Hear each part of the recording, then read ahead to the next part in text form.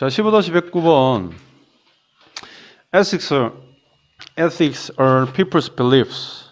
자, 윤리라는 것은 사람들의 믿음이다. 이렇게 되어 있죠. 근데 일반적으로 우리가 이제 어떤 과목을 이야기할 때요. 과목이나 어떤 학문의 이름을 이야기할 때 복수로 사용하고 단수 취급하거든요.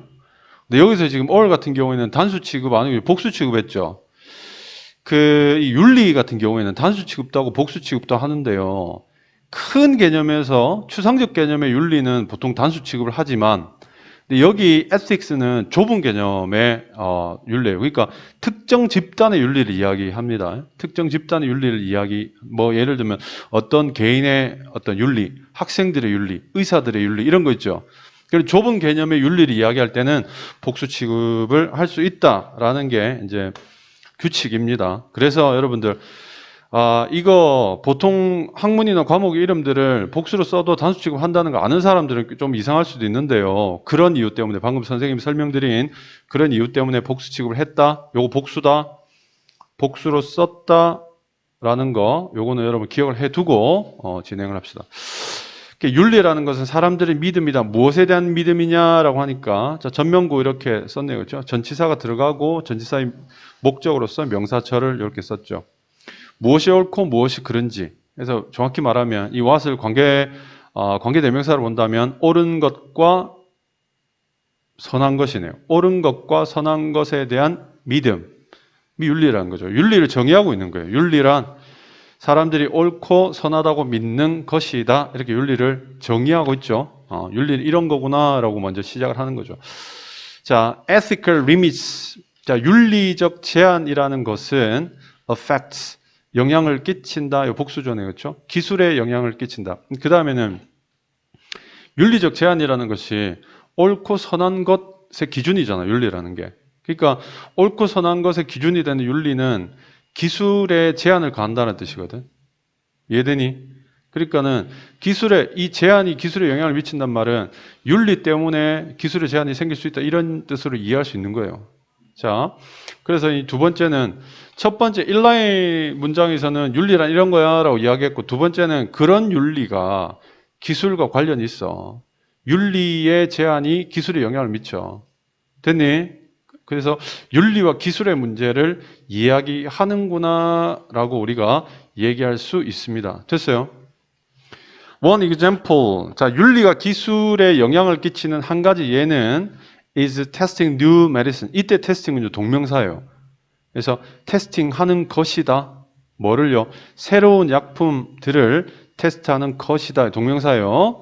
그러니까 새로운 약품을 테스트하는 거다. 그러니까 새로운 약품을 테스트하는 거, 새로운 약품을 만드는 게 기술이잖아요. 뭐 의료 기술 아닙니까? 근데 그 의료 기술을 개발하는 데 있어서 윤리가 어떤 식으로 제한을 가하는지에 대한 이야기를 하겠다. 이런 이야기겠죠. 예시잖아요. 그렇죠? 자, at one time 한때 많은 약들이 테스트 되었다. 사람들에게 전명구네요. 그렇죠? 어떤 사람들에게 뭐 없이 without their knowledge or understanding 그들의 지식이나 또는 이해 없이죠. 그러니까 이 말은 뭐냐면 지식이 아는 거죠. 그 다음에 understanding이 이해잖아요. 뭔가를 아는 이게 비슷한 말이죠, 그렇죠? 그러니까 뭐냐면 이 내용은요.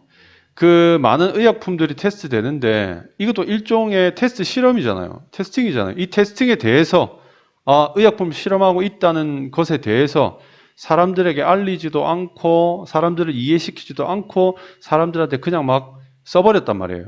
그렇죠? 굉장히 위험한 짓을 했단 말이죠. 한때. 지금은 대부분의 사람들은 믿습니다. 자, 대스 생략돼 있죠. 목적어 대스 생략돼 있죠. 이때 이시 가주어가 되겠죠. 그렇죠? 그 다음에 뒤에 to test가 진주가 되겠죠. 잘못됐다는 것을 믿습니다.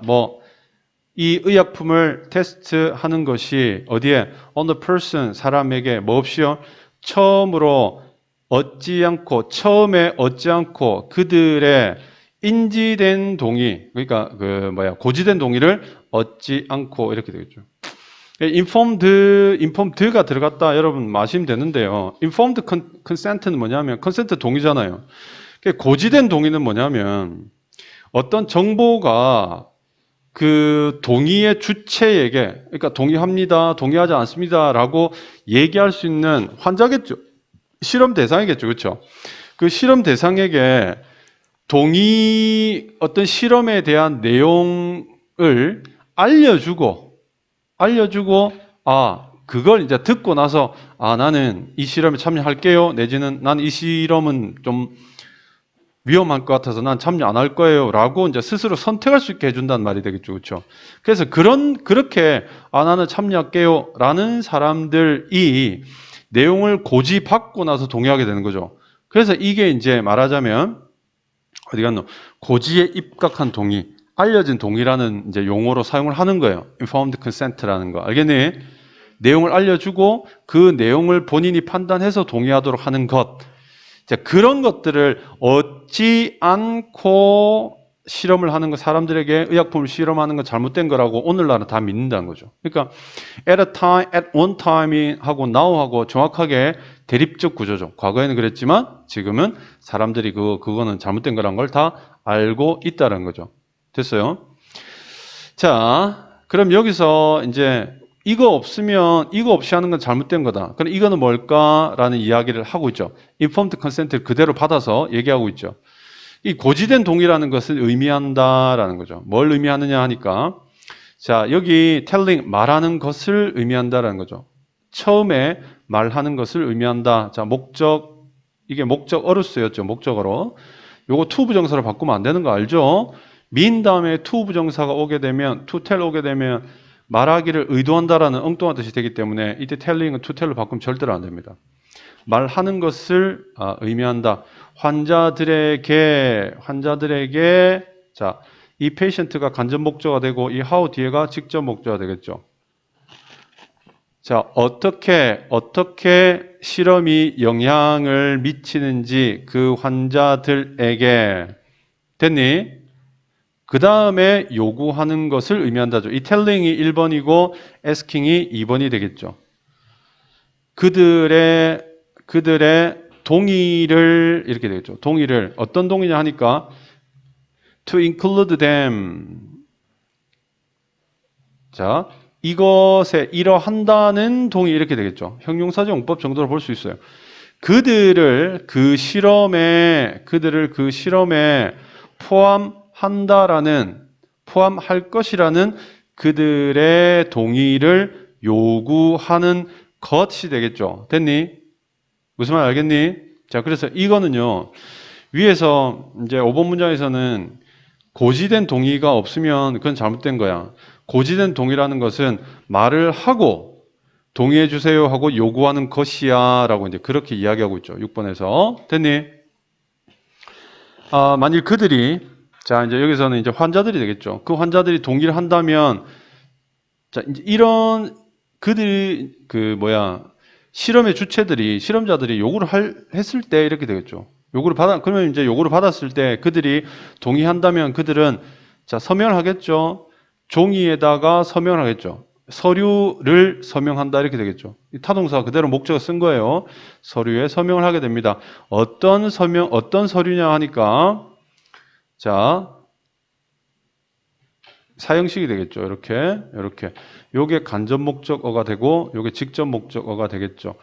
그 과학자들이나 또는 의사들에게 허가를 주는 서류 이렇게 되겠죠. 됐니?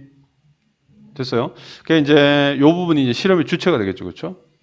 뭐 하는 허가냐 하니까 그 실험을 수행하도록 하는 허가 이렇게 되겠죠. 됐니? 수행하는 허가를 이 사람들에게 주는, 자, 여기서 ing 들어갔죠. 그렇죠? 그러니까 이 서류가 그 실험의 주체들에게 허가를 준다는 거죠. 이 서류가 허가를 주는 힘을 가지고 있다는 내용이야. 알겠니? 그러니까 여기서 능동으로 ing를 쓴 겁니다. 됐어요? 자, 여기 고지된 동의에 대한 이야기를 하고 있는 거죠. 자, 그 다음에 또한 고지된 동의라는 것은 윤리적 방식이다. 자, 연구하는 의학적 기술을 연구하는 윤리적 방식이다. 그러니까 이제 이러이러하기 때문에 이러하다라는 이야기를 하죠.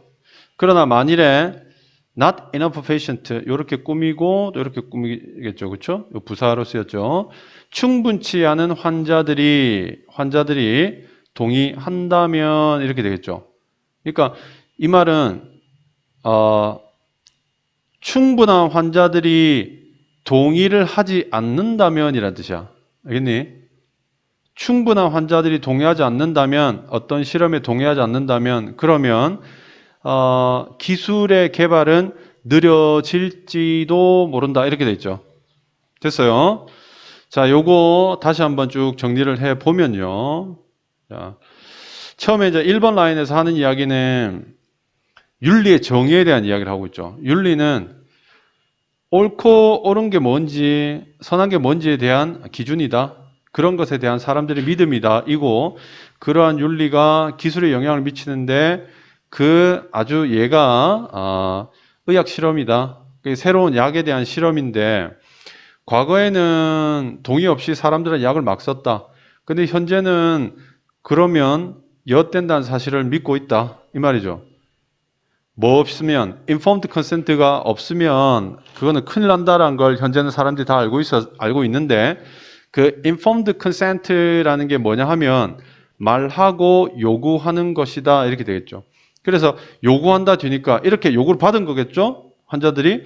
그래서 그 요구를 받았을 때 그들이 만일 동의를 하게 된다면 사인을 하게 되는데 이 종이가 허가를 해주는 것이고 이렇게 되겠죠. 그래서 이 사람들이 실험을 할 수 있게 된다는 거죠. 그렇죠?